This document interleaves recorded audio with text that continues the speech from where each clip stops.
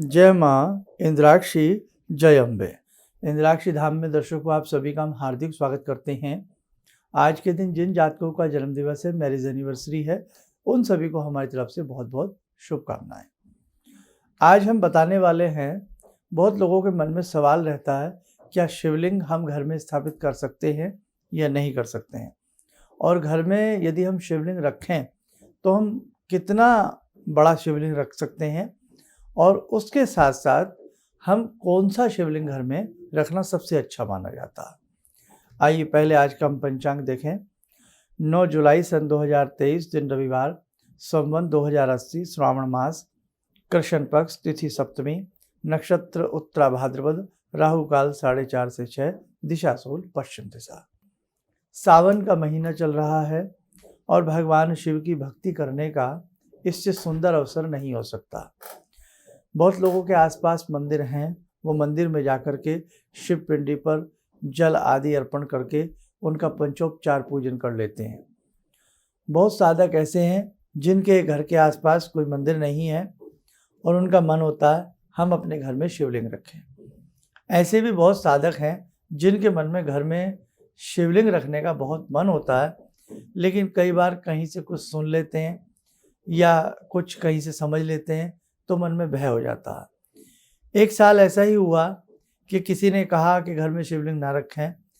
बहुत लोगों ने उस समय घर में शिवलिंग बाहर कहीं ना कहीं पीपल के नीचे रखाए, कहीं और रखाए, लेकिन ये तरीका गलत है।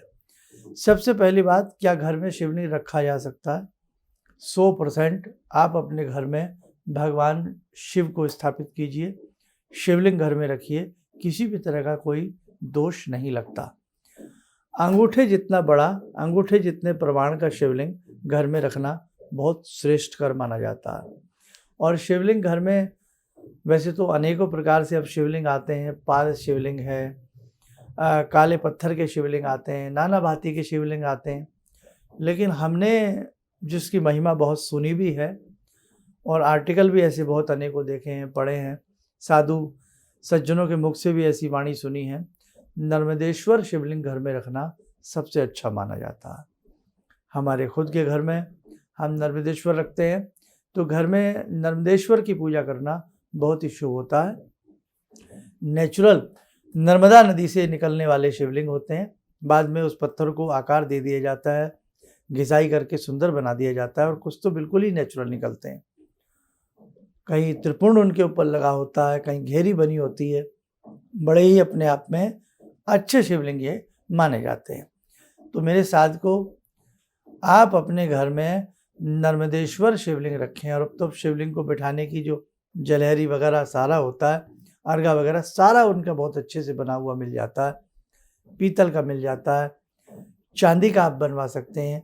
और जब भी आप घर में भी रखें, उत्तर दिशा की तरफ जो जलहरी होती है, जल निकलने का स्थान होता है, उत्तर दिशा की तरफ रखें और उनमें प्रतिदिन शिवलिंग के ऊपर त्रिपुंड लगावें, बेलपत्री चढ़ावें, धूप दीप दे करके या पंचोपचार उनका पूजन करें, पंच द्रव्यों से उनका पूजन करें, वो भी बहुत शुद्ध रहता है। जैसे आप घी से करते हैं, शहद से करते हैं, दही से करते हैं, दुग्ध से करते हैं, शक्कर से करते हैं।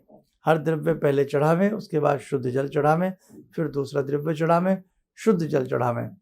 और रोज ना सही तो हर सोमवार ऐसा किया जाए, बेलपत्र शिवलिंग के ऊपर चढ़ाई जाए, बड़ा अच्छा रहता है। अब हम बात करते हैं, लोगों ने बड़ा सुना है आजकल पारद शिवलिंग। तो ध्यान रखें, पारद शिवलिंग ओरिजिनल होना चाहिए, इस बात का आप ख्याल रखें। अगर ओरिजिनल नहीं है तो उससे बहुत बहुत बहुत बेटर है किसी अन्य धातु का या किसी अन्य उसका हम शिवलिंग रख लें। वैसे तो नाना भांति के शिवलिंग बताए गए हैं, आपको हैरानी होगी। काष्ठ लकड़ी के शिवलिंग भी बताए गए हैं, काष्ठ के शिवलिंग, अन्न के शिवलिंग बना करके, ठोस अन्न बना करके उसे पका करके बड़ी बड़ी विधियों से बड़े बड़े ऋषियों मुनियों ने बातें बताई हैं। लेकिन आप जो है नर्मदेश्वर रख लें, आप बहुत सुखी रहेंगे और बहुत अच्छा रहेगा। अब पारस शिवलिंग की बात कर रहे थे। पारस शिवलिंग ओरिजिनल होने चाहिए, क्योंकि पारा जो होता है ये पारे से बनाए जाते हैं और पारा बहुत महंगा होता है। शुद्ध है या नहीं, अब उसकी जानकारी कैसे लगे? जो पारद शिवलिंग होते हैं वो सोना भक्षण करते हैं, मतलब सोना उन्हें अति प्रिय होता। पारद शिवलिंग के नीचे सोने का कोई पतरा रख दीजिए, कुछ दिन में वो पतरा साफ हो जाएगा, समा जाएगा, शिवलिंग में ही समा जाएगा सोना। ऐसे कई स्थान हैं जहाँ पारद शिवलिंग है और जहाँ किलो के हिसाब से सोना उनको करीब करीब उनमें समा चुका है। तो पारद शिवलिंग को सोना बड़ा प्रिय है। अब कहने का मतलब आप सोना तो देखो हर व्यक्ति नहीं चढ़ा सकता, तो उसके लिए यही है कि पारद शिवलिंग ओरिजिनल होनी चाहिए, अच्छे से आप उनकी पूजा पाठ कर सकते हैं। लेकिन बेटर यही है कि आप नर्मदेश्वर रखें, और नर्मदेश्वर जो शिवलिंग होते हैं वो बहुत महंगे भी नहीं होते हैं। वैसे तो भगवान के लिए क्या महंगा क्या सस्ता, लेकिन फिर भी हर व्यक्ति की अपनी अपनी पॉकेट होती है। तो जो नर्मदेश्वर शिवलिंग होते हैं वो बढ़िया से बढ़िया जो शिवलिंग है 200, 300, 400, बड़ी हद 1000 रुपये से नीचे नीचे आपको गोल मटोल इतने मोटे और अंगूठी जितने लंबाई उनकी ऊंचाई में आराम से मिल जाएंगे। 500 रुपया के, 600 रुपया के। अब तो सारी चीज़ें ऑनलाइन हो रही हैं। बस अच्छे से रखें, और सावन का महीना है, घर में शिवलिंग होने चाहिए। तो किसी भी प्रकार से हमारे साथ को घर में शिवलिंग रखने से, उनकी पूजा करने से किसी भी प्रकार का दोष नहीं है, बल्कि आपका वास्तु सुधरता है, आपके घर की ऑरा बढ़ती है। आपके घर का अगर कोई ईशान आदि कोण कटा हुआ भी है ना, तो उस कोने में उसको रख करके पूजिए। जो कोण कटा हुआ हो, अद्भुत लाभ की प्राप्ति होती है। आपको गाय का घी मिल जाता है, गाय का दूध मिल जाता है, तो सोमवार थोड़ा सा चढ़ाइए, गोघृत अर्पण करिए, साथ में गोदुग्ध अर्पण करिए, शहद अर्पण करिए, शक्कर अर्पण करिए, दही अर्पण करिए। क्या बात है। और साथ में अगर आपको रुद्री के विशेष 16 मंत्र आते हैं तो उनसे आप 16 मंत्र पढ़ सकते हैं। नहीं तो केवल नमः शिवाय जप करके आप उनकी पूजा कर सकते हैं। बाद में शुद्ध जल से स्नान करा करके, कपड़े से धो पूछ करके, उसी में रख करके और उनको चंदन लगाइए, पुष्प आदि चढ़ा करके, श्रृंगार करके, देखो कैसा आपको आनंद आएगा, है ना। तो बस जो मुझे समझाना था इसमें समझाया। आइए साथ को समय हो चला आज की ध्यान साधना का। जुड़ते हैं भगवान सदाशिव शंभु से। ओम आत्मा त्वं गिरिजामति सहचरा प्राणा शरीरं गृहं पूजा ते विषयोपभोग रचना निद्रा समाधिस्थिते संचारा पदयो प्रदक्षिण विदेः श्रोत्राणि सर्वागिरो यद्यात् कर्म करोमि तद्दखिलं शम्भोस्तवाराधनम् चन्द्रोद्भासितशेखरे स्मर हरे गंगाधरे शंकरे सर्पे भूषितकण्ठकर्णविवरे नेत्रोत्तवे स्वानरे दन्ते त्वकृतसुन्दरां वरदरे त्रैलोक्यसारे हरे मोक्षार्तिं कुरु चित्तवृत्त्यमचलं मन्येस्तु किं कर्म वे वन्दे देव उमापतिं सुरगुरुं वन्दे जगत्कारणं वन्दे पन्नगभूषणं मृगधरं वन्दे पशूनां पतिं वन्दे सूर्यशशाङ्कवह्निनयनां वन्दे मुकुन्दप्रियं वन्दे भक्तजनश्रयं च वरदां वन्दे शिवं शङ्करम् ॐ कर्पूरगौरं करुणावतारं संसारसारं भुजगेन्द्रहारं सदा वसन्तं हृदयारविन्दे भवं भवानी सहितं नमामि भवं भवानी सहितं नमामि। कवच बना लें, ध्यान करें, सदाशिव शंभु का शुभ आशीष हम सबके ऊपर बरस रहा है।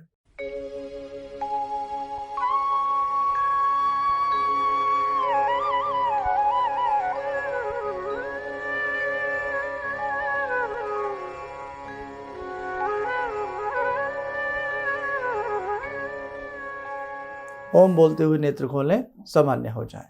अब एक खास संदेश, 16 जुलाई को जयपुर में भगवती दुर्गा का अभिषेक है, भगवती महालक्ष्मी का अभिषेक है, क्योंकि भगवती के अनेकों रूप हैं। त्रिपदा रूप में भी भगवती विराजती हैं, अष्टोत्तर नामावली के रूप में भगवती विराजती हैं, सहस्त्र नामावली के रूप में भगवती विराजती हैं। तो आप ध्यान रखें, 16 जुलाई का जो ये आयोजन है, ये भगवती का अभिषेक है जगदम्बा का। इसमें यदि आप शामिल होना चाहते हो तो आप अपना नाम नंबर लिखवा सकते हैं। लेकिन ध्यान रखें, हमारी यही कहने का अर्थ है कि आसपास के लोग, जयपुर के, चौमू के और जहाँ जहाँ राजस्थान के लोग आ सकते हैं उसमें आने का प्रयास करें, या आसपास के लोग आ सकते हैं। इसके बाद का जो हमारा आगामी आयोजन रहेगा वो सावन के महीने का ही सोमवार रहेगा, 14 अगस्त का, वो इंदौर में। उसमें आप सभी लोग बढ़ चढ़ करके भाग लें तो बहुत अच्छा है, क्योंकि 16 तारीख तो बिल्कुल नज़दीक है। अभी आप कुछ दिन पहले भी आए थे, तो हर आदमी के लिए बार बार आ पाना संभव नहीं होता है, इसलिए नज़दीक के लोग उसमें आ जाएं तो अच्छा है। और 16 तारीख का जो ये पूजन है, महालक्ष्मी, महादुर्गा, महाकाली का जो ये विशेष अभिषेक है, वो सुबह 10:30 बजे से प्रारंभ होगा। ये लाइव इसका प्रारंभ रहेगा। अब तक लाइव का पूरा प्रयास है, आगे भगवती की इच्छा है। तो इसमें क्या क्या सामग्री है, क्या क्या सामान है, वो आपको सारा सबको मालूम ही है अब करीब करीब। जिन्हें ना मालूम हो, वो भगवती का जो अभिषेक हमारा पहले हुआ था आपसे 1-2 महीना पहले, उसकी सामग्री हमने लिखवाई थी, वहाँ से वो सारी सामग्री नोट कर लें। नहीं तो करीब करीब वही सामग्री लगती है जो रुद्राभिषेक में लगती है, ठीक है। और नाम नंबर अभी से लिखवा देना। तो 16 तारीख तो बिल्कुल नज़दीक है, इसमें तो मुझे नहीं लगता बहुत दूर के लोग आ पाएंगे। इसमें तो केवल जो इसको सौजन्य करता है उनका काफ़ी बड़ा सर्कल है, परिवार है, वो सब हैं। और आप लोग जो आसपास के लोग हैं उन्हें भी हम निमंत्रण दे रहे हैं, वो उसमें आ जाएं। और जो 18 तारीख का, जो 14 अगस्त का है, उसमें आपके पास समय है, करीब करीब अभी समय आपके पास महीना भर से भी 2-4-5 दिन ऊपर ही है। तो जो उसमें आना चाहता है, विद परिवार आना चाहता है, अपनी मित्र मंडल के साथ आना चाहता है, कहीं से भी आप आ सकते हैं। और रुद्र पूजन रहेगा, पार्थिव शिवलिंग पूजन रहेगा। और जिन्होंने सावन में कभी पूजन, सावन का वो भी सोमवार में, जिन्होंने कभी पूजन ना किया हो, और इंदौर अपने आप में धार्मिक नगरी है, उसमें आप पधारिएगा और विशेष प्रकार का रुद्र पूजन करने का आप लोग परिवार के संग, अपने अनुज बंधुओं के संग आप इस पूजन को करिए। शीघ्र से शीघ्र अपना नाम लिखवा दीजिएगा। आपको मालूम है फिर सारी सीटें जल्द जल्द भर जाती हैं, फुल हो जाती हैं, ठीक है। आपके भोजन प्रसाद की हर तरह की व्यवस्था वहाँ इंदौर वाले रुद्र पूजन में भी रहेगी और जयपुर वाले में भी है। आप स्वस्थ रहें, सुखी रहें। इन्हीं शुभकामनाओं के साथ हम अपनी वाणी को विराम देते हैं। जय जय अम्बे। जिंदगी के इस प्रवाह में तमाम लोग डिप्रेशन के इस हालात से गुजर रहे हैं। सफलता असफलता अपनी जगह की बात है, लेकिन पता नहीं कितने सारे लोगों को इन्होंने डिप्रेशन से उबारा है, नया मोटिवेशन दिया है काम का। इनका जो एक अनुभव था कि एक मेरी बातें इनसे लगातार कभी कभार हो जाया करती हैं। एक दिन मेरी बात हो रही थी, अचानक इन्होंने प्रश्न किया कि क्या आपके यहाँ कौवे आ रहे हैं। मैं बहुत तेज चौंका।